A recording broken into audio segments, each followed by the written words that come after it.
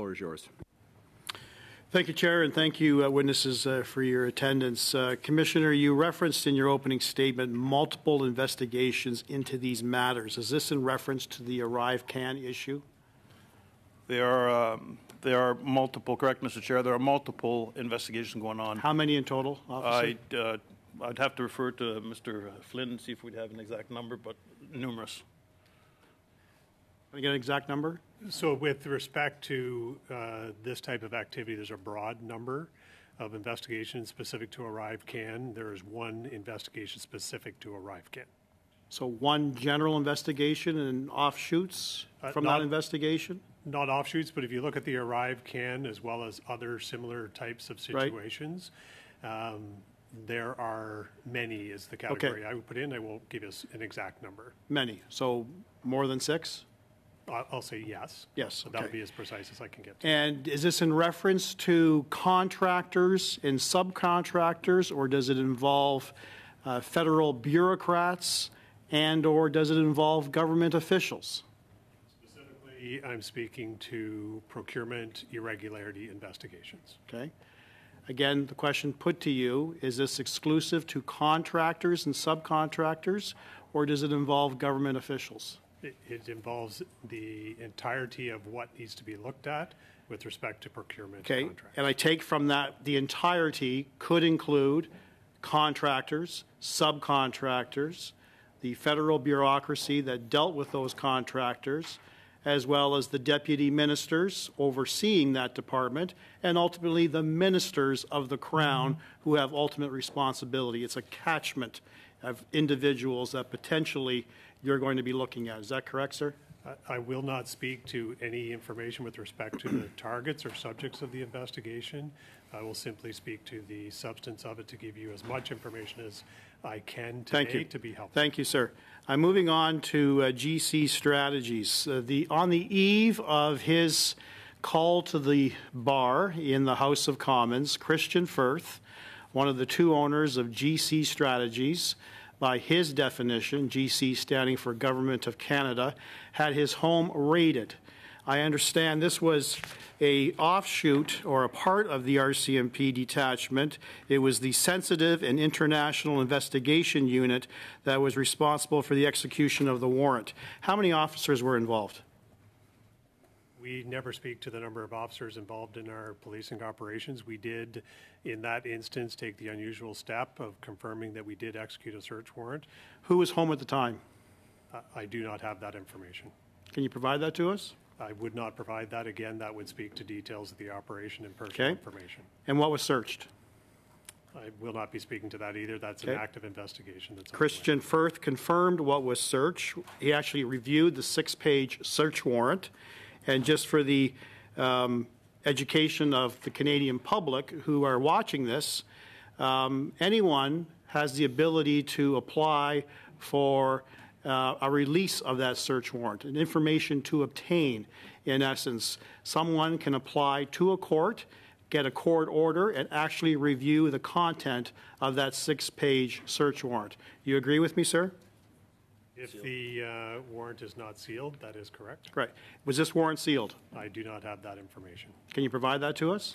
We can determine that, yes. Okay. So Christian Firth confirmed to the House of Commons that basically his electronic devices were seized. And I know you can't confirm nor deny that, but he supplied that as information. Has that furthered your investigation into criminal activity involving Christian Firth? The RCMP is exploring and reviewing all of the information as we do in any investigation that comes into our possession with respect to investigative materials. And the potential criminal charges as outlined in that search warrant included what? Again, I don't have that specific information. Are you free to give us that information? Once I determine whether or not the warrant was sealed and the contents of it. Well, I'll cut to the chase. According to Christian Firth, who skimmed the 6-page report, it was in relation to fraudulent billing and forgery with respect to resumes. Would that seem accurate? Again, I won't be confirming any information contained in the document that I've not read. Mr. Firth had a partner His name was Darren Anthony. Was his home raided as well? I will not be commenting on that. Again, that would be confirming elements of an investigation that, to my knowledge, Would he be part of the broader search of individuals who are part and parcel of your investigation with respect to Arrive Can? Again, I will not be confirming targets of investigation that are not already publicly known. Has Mr. Firth been cooperative with the police? Again, we're speaking to details of the investigation that I will. Has not Mr. be- Firth been arrested? Mr. Chair, I'd love to keep answering these questions, but again, I hate to repeat myself. And Has Mr. Firth been charged with a criminal offense, yes or no? I'm not speaking to any of the details of our current investigation, but if a charge had been laid, that would have been made public. Okay. The allegations that founded... Afraid. Thank Coming back to you. Actually, I'll come back to you because I know. Now to Mr. Brock for 5 minutes, please. Commissioner, can you confirm that the next general election will not impede or interfere with your multiple investigations into fraudulent procurement practices and the potential laying of criminal charges? Mr. Chair, as I mentioned earlier, the independence of policing is a key thing for us, and it's respected, and we will not change the course because there's a general So the election. answer is no, it will not. That's right. Thank you, Commissioner. To either gentleman, the majority of MPs in the House of Commons voted for a Conservative motion that orders the Auditor General, the Department of Industry, and SDTC, the Green Slush Fund, to collect and submit them to the Parliamentary Law Clerk. The motion passed essentially programs the Parliamentary Law Clerk to hand over files to the Chair? RCMP. Yeah, just relevance. I know we flip back and for forth God's on sakes. topics, but this is, we're here today to discuss Arrive Can. Well, I'm going to allow, you know, I give latitude. This is a matter before Parliament. Mr. Brock, you have the floor for 4 minutes. Thank you, Chair. Nice try, Ms. Shanahan. To hand over files to the RCMP, they will be delivered to the RCMP headquarters. Will you commit, Commissioner or Deputy Commissioner, to undertaking a review of those documents? I can say that any information that comes to the RCMP will go through appropriate level of review, using the appropriate resources to do so. And I don't know if you recognize the importance of a thorough police investigation into the Green Slush Fund. It's been discovered that over 186 different conflicts of interest, not flagged, not acted upon, which resulted in the delivery Point of of order, Chair. 300... Yeah, I mean, I think we're going to have lots of time to talk about the SDTC. If the Conservatives are bored That's with not a point Arrive of Can, order. we can certainly conclude it. Ms. Shannon, that's not a point, but I will note your willingness to have the RCMP back for the Green Slush Fund. Mr. Brock, you have the floor. Yeah, it's amazing the extent that the Liberal government will do to block our attempts to get to some answers. So 340 million taxpayer dollars sent out. If this were a publicly traded company, charges would have been laid, people would have been fired. There's such a difference between the public and the private spheres. So will you give Canadians and parliamentarians your commitment to reviewing this as swiftly as possible? Mr. Chair, I think Mark was pretty clear on the information we'd receive and the actions that we would take. Thank you. Now, I listened very carefully, Deputy Commissioner, to your exchange with my colleague, Mr. Barrett.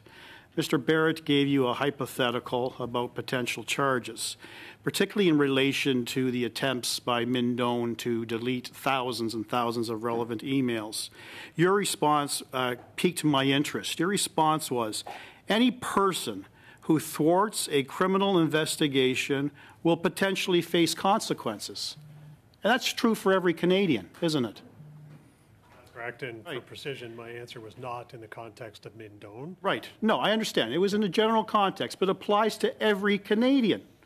But the same can't be said for our Prime Minister, Justin Trudeau. who single-handedly obstructed your investigation into an obstruction of justice charge in his involvement in the SNC-Lavalin matter. Name one Canadian, order. Commissioner. We're not talking about SNC-Lavalin either? Relevant. Chair, can we put an Thank end you. to this? No, I do have to hear points of order. Mr. Brock, you have a minute 40 seconds. Commissioner or Deputy Commissioner, name one Canadian other than Justin Trudeau who can single-handedly block a criminal investigation. I'll give you some time to think about that. I can take that question immediately. I can say that there is not a single Canadian that can block an RCMP independent criminal investigation, period. Right. But Justin Trudeau did. Now, I'm looking at your conclusion and recommendation report into the SNC-Lavalin matter, and I'm looking at paragraph 23, which you probably don't have before you. And I want to basically reiterate this so that Canadians can understand where this investigation is at. Although you reached a conclusion not to charge Justin Trudeau, you indicate in 23 that your report does not translate to the absence of a criminal offense. Should additional evidence be uncovered corroborating a criminal intent to obstruct, it would be recommended that the occurrence be reopened for further investigation. So if Justin Trudeau cooperated with you and released cabinet confidences, particularly in relation to the firing of Jody Wilson-Raybould, would that further your investigation? Mr. Chair, I'd be speculating of the type of information that was received. We operate in the process, in the judicial process, and without having all the knowledge of the authority of the Prime Minister, I'll just leave it at that. But there are different rules governing different entities and processes. Brief last question, Mr. Brock. Do I still have time? You got one last question. Thank you. That doesn't answer the question. If Justin Trudeau released cabinet confidences to you, gave you full transparency, full accountability, would that be sufficient evidence for you to finally conclude whether or not reasonable and probable grounds exist to charge a sitting Prime Minister? Yes or no? If we had the totality of the information, Mr. Chair, we would be in a position to better assess the outcome of a file. Thank you.